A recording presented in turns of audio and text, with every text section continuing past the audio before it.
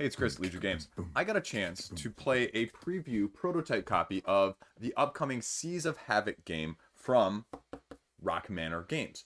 And so I thought I would give you some thoughts and some insights after having been able to play it to help you figure out when this game launches on crowdfunding, if it is right for you or not.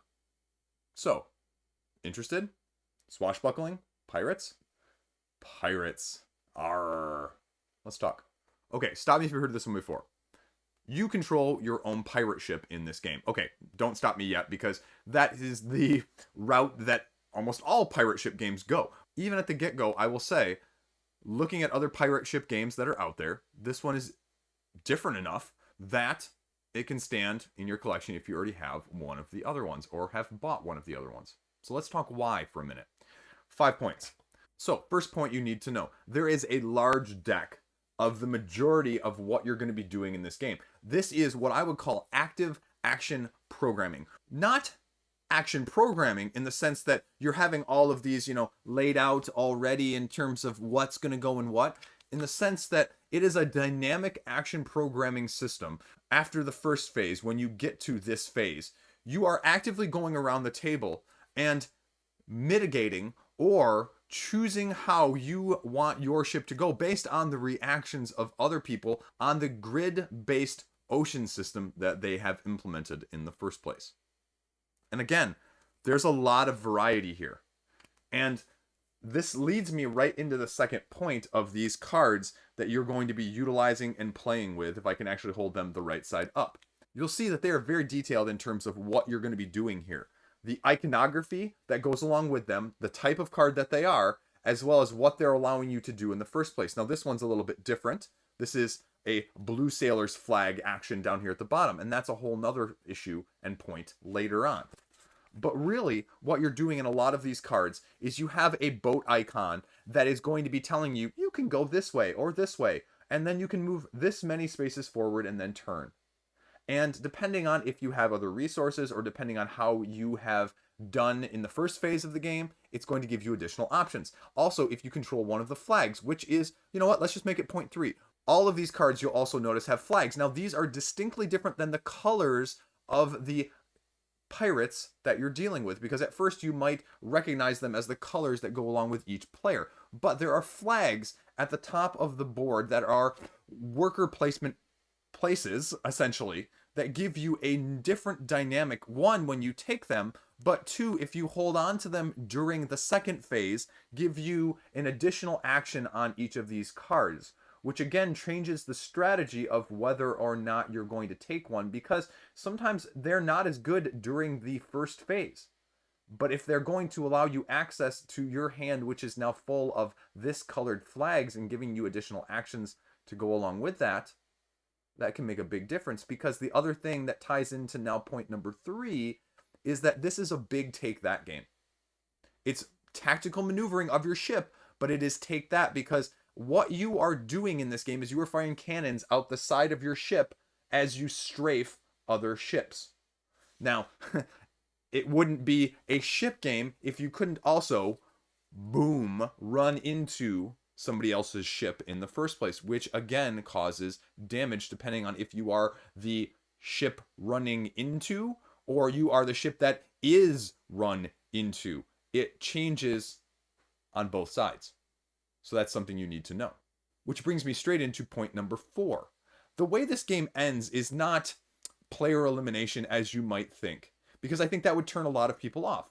It is almost Spirit Island-esque in terms of how the game controls when it may end. Because what happens is you set out a certain number of damage cards at the beginning of the game based on the number of players. And after a certain number of damage has occurred, after you have emptied the damage deck into other people's, accounting for the damage that they have taken, the game ends. So everyone knows when the game is going to end. Everyone can see that deck thinning and slowly deteriorating. And so there's no surprise when it happens. There's no, I just got 3 victory points.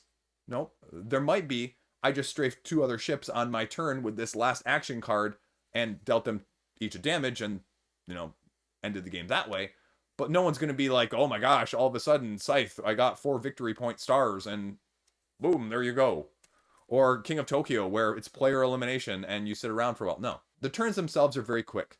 The first phase of placing your skiffs around this board is very easy. The spots are intuitive. The spots are also numbered depending on the player count. So there are spots additional that are open or closed depending if you have 3 or 4 people. Here you can see little flag spots that are lined on the top. And the other interesting thing on this grid-based system is, you know, if you're in the corner, you're not in the corner. Because they've said, you know what? In our crazy ocean world, it wraps around. So if you go off sailing on one side, you end up back on the other. So again, another tactical thing that is different. Point 5, the resource management in this. Again, there's only 3 resources to manage. You're managing the sails that you have, which sometimes will determine how far you can go in terms of on-grid system in the first place. You've got your cannons as number 2, and you've got your coins as number 3. I mean, there's not a whole lot to manage. So although the skiff phase 1 is worker placement, it's not going to overwhelm you if you are not the biggest fan of worker placement in the first part.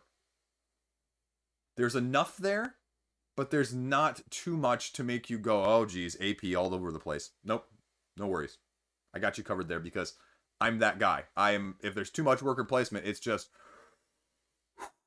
okay. So, what do I think? Who's going to like this game? Does this game, as I mentioned at the beginning, how does it compare with all of those things I've said? This is not the card management, betrayal, twisting, turning side of things with Libertalia. This is also not the 4X campaign-esque lengthy AEG Dead Reckoning card crafting side of things either. The randomization comes from the market of those cards that I showed you that are just going to be coming up. The asymmetry is different enough between each of the characters or the pirate ship captains, because not only can you mix the pirate ship captain, which has abilities, but the ship itself, which is going to be slightly different. So even with the base of having like 4 or 5 of these, you'll get a combination of things that'll be fine and be different each game that you play it. Because then what is going to differ is going to be this. And then what's really going to make the biggest difference is not the luck and draw of what pops up here. It's going to be this, especially in combination with the use of these flag icons on the bottom to maximize them. So it's a combination. It's an Amerithrash worker placement-esh combination. It's not solely one. It's not solely the other. But it does a good job of bringing it together. But if you don't like Take That, this game is not going to appeal to you, I don't think. Because the main core mechanism of this second phase is going around and running your ship into someone else's or firing cannons at them to take them out to deal damage so that the deck gets depleted, and then you calculate your victory points. So if you're looking for something less Take That, less interactive, this is not going to be it.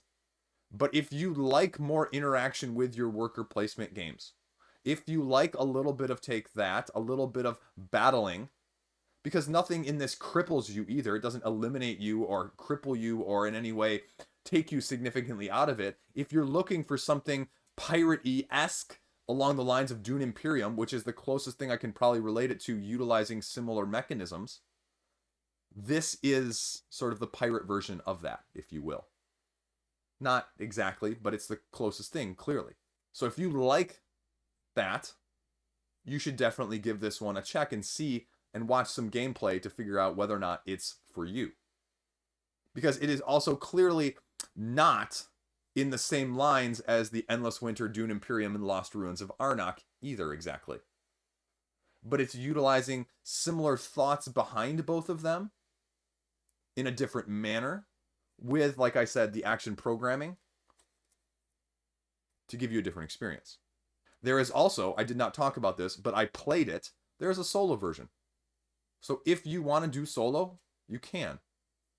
And it takes the same mechanisms, and this game is not going to be super lengthy. This game is relatively streamlined. Like I said, you're placing your skiffs, you're buying from the market during those turns if you choose to do so, You're drawing your cards, you're programming them, you're going, you're finishing. Rinse and repeat. This was not a hard game once it got to the table to, actually learn. And I say that as someone who, again, doesn't play a lot of the worker placement side of things. Skiff placement, if you will, here. So, there you go. Is it different? Yes. Hopefully this will help you determine whether or not it's right for you, though. Thank you for Rock Manor Games for sending me a copy so I could talk to you about it in the first place in this video. Stay classy. Have a great day. I'll see you around.